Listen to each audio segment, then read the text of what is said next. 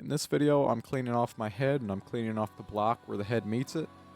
I'm also cleaning up the accessories and starting to install things the correct way. And I'm going to take you along with me and make sure that you know the exact way that I did it, the exact correct way, so that you can do it too.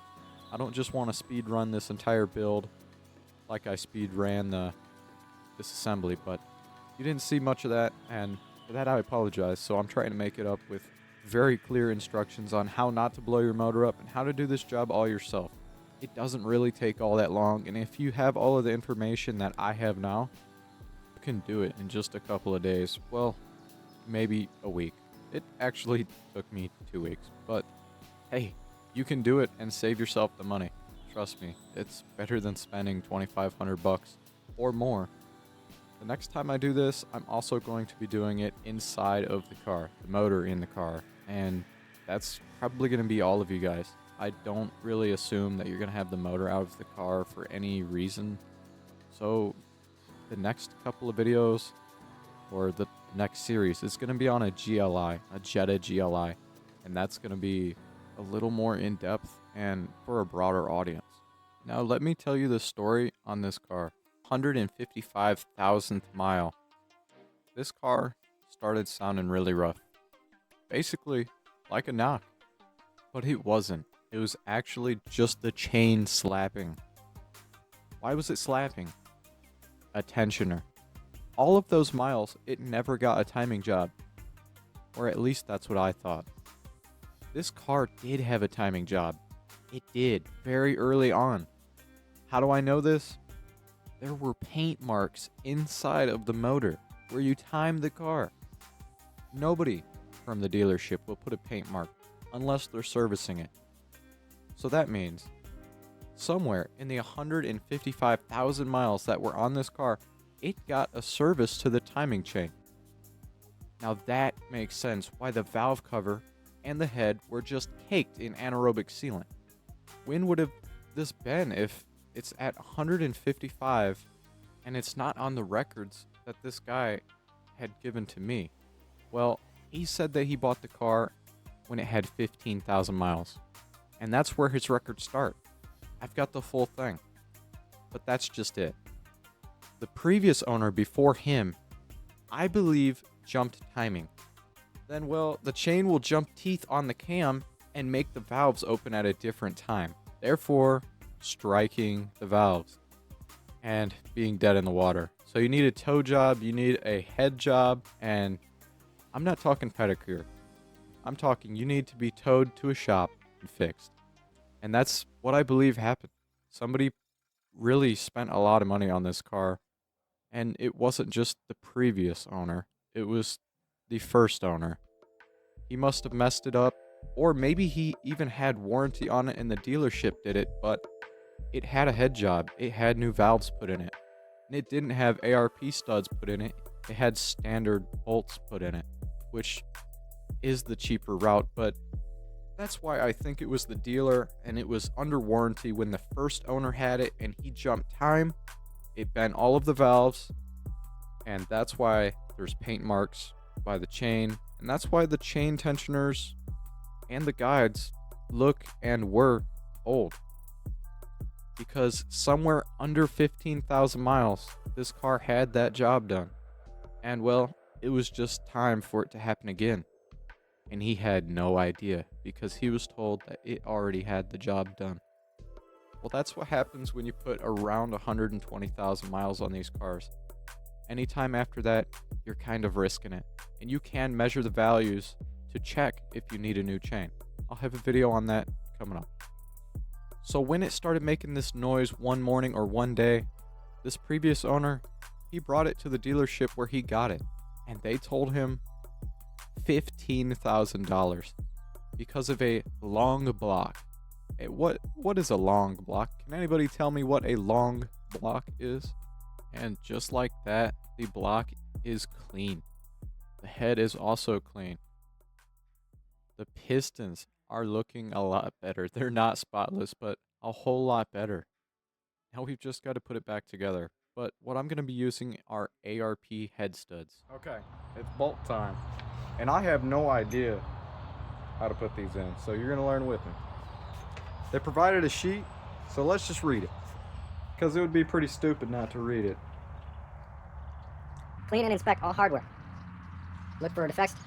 Look for shipping damages, plus a proper fit, length, and dimension. Ensure proper thread engagement and accurate torque readings. Clean all threads in the block. Chase if the cylinder head studs protrude into the water jacket. Lubricate the block threads of the studs with ARP thread sealer. Skeeler would have been. Skeeler's crazy.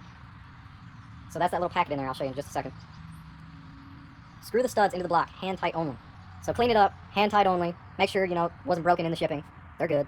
Then install the cylinder head and check for binding or misalignment. Lubricate the stud threads, nuts, and washers with the ARP Ultra Torque Fastener Assembly lubricant. Is that the same as the ARP thread sealer? No. I only have one little packet of goo in there, so I don't know which is which. ARP recommends using the ARP Ultra Torque Fastener Assembly lubricant that is provided with each kit as opposed to motor oil.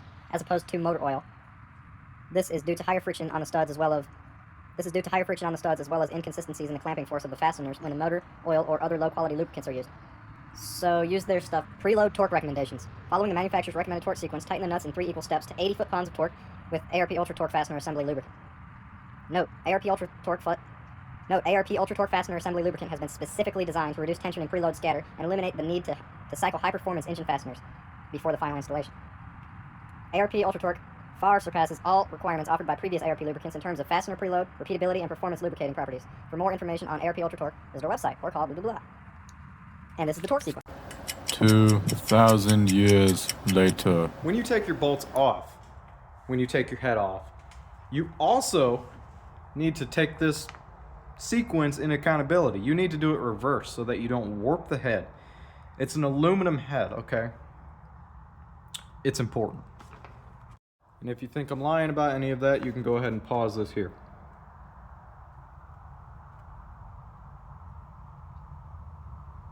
Maybe even screenshot the bolt sequence. Now this is the MQB motor that is CXCA. So I believe their kits will work on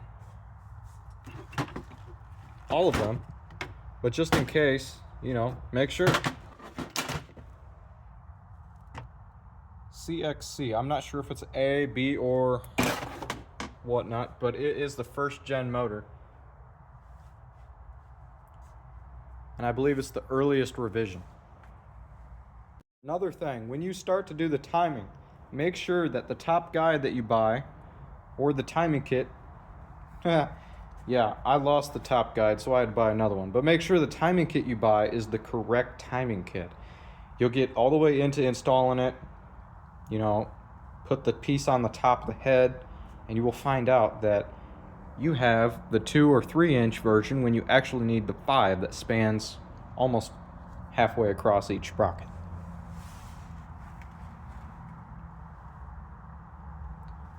So just make sure you do your research before you buy it.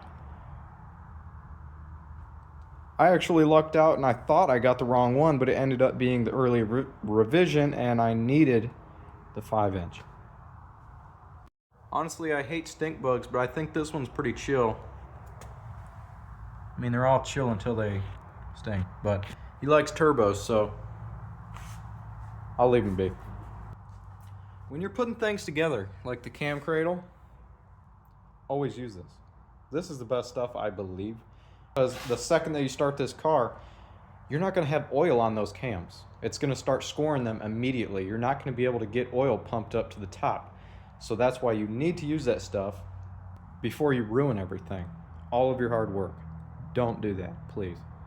Or do it, All of you wondering, seeing in the background this battery just kind of hovering here with no battery tray, just sitting on the mount, bungeed up with a charger to it. Yes, I had to test out the sound system in this car. Okay, I'm a guy that loves speakers and subsystems. Sadly, this one doesn't have one. I really don't care anymore. I've kind of matured. Sadly, this one doesn't have it, I was going to say, but honestly, I don't really need it. So enough talking, let's get into installing these. I believe this side goes down because it does not have the hex. Looks to be like a 4 or 5 millimeter, maybe even a 5.5, and I'm not sure if I have that. I just know that they do things like that. I have to record this. This is just insane. So I'm about to screw this down, okay? I want you to listen. Of course, it's not gonna do it. I have oil in my holes. So I think I'm gonna try and do this test where I'm wiggling the studs, and this one doesn't seem to move. Well, that's because I cleaned it out, okay? And this one, ever so slightly, can wiggle. I don't want oil in here because I don't want to over torque this. Okay, so I actually just got off the phone with ARP themselves. I was confused. It says on there, if the head studs protrude into a water jacket, which is not the case on this, lubricate the block threads of the studs with the ARP thread sealer. This is not the sealer. This is lubricant. This is assembly lubricant, and it's their ultra torque, blah blah blah. I mean, just ignore this, okay? It's good stuff. They did spend a lot of money making sure it was the right ratio of stuff in here to get the right preload torque, and it says screw the studs into the block hand tight only. Loctite may be used if you want permanent mounting of the studs. However, it must be torqued prior to the Loctite setting up. So I'm not doing that, so I'm going to skip that, right? But it says screw the studs into the block hand tight only, and use the sealer on the threads that go into the block and the threads that go through the head and onto the nut. But where you don't use it is on the underside of the washer, because what that washer is doing is holding down the head. Well, you don't want it to start spinning, acting like a bearing on that head. You want the washer to stay still and the nut spin around and pull the washer down, right? So if you've got some lubricant on the underside of that washer where it touches that head, especially on aluminum heads, he said, it will act like a bearing. Very, very good information, and I honestly recommend to call them if you have a question. I have blown them out. All of the oil has ran out it and up the gun when I shoved it down in there and I squeezed the trigger. And I also basically tapped it, or I chased it, excuse me, not tap, with the threads of the stud. I took the stud and I ran it down there, and I used it basically as a chaser. So every time I would take it out, I'd wipe it off with a paper towel and I'd blow off the stud, because, you know, paper towel residue, because I'm not using a paper towel that doesn't shred. These shred very easily. And I'd stick it down in there, blow it out, you know, dap the top off, not wipe it because it would shred the paper towel. Get the oil that blew out of it off the top of the hole, and I'd go down again and chase it, and I'd take it out and wipe it off, blow it out, dap it off, run it down, take it out, wipe it off. I did that maybe about 5 to 10 times on each stud, and that honestly is an understatement. I think I spent about 2 hours or more doing that last night and this morning. So you only really have one shot at this. So I didn't put any on there yet. As you can see, this is still sealed, so I need to take these out. And yes, these are hand tight, and apply some lubricant. And they do recommend a paintbrush or a foam brush to make it easier, just applying a thin layer, which I will apply a thin layer, but I won't be doing it with a brush. I'll be doing it with my hands. I think I'd be washing my hands off for a while, so I've got some gloves on. It should be pretty easy getting a thin layer on there. That's about how much I think you should put on there. So that's about how much I'm going to put on there. Like I say, hand tight, alright? So I'm going to take my hand, I'm going to tighten it, and I'm not going to go any more. I'm not going to start torquing on it with my hand either. I'm just going to tighten with my hand. Okay, it's tight. Alright. Doesn't unscrew very easy. Doesn't tighten very easy. That's hand tighten with me.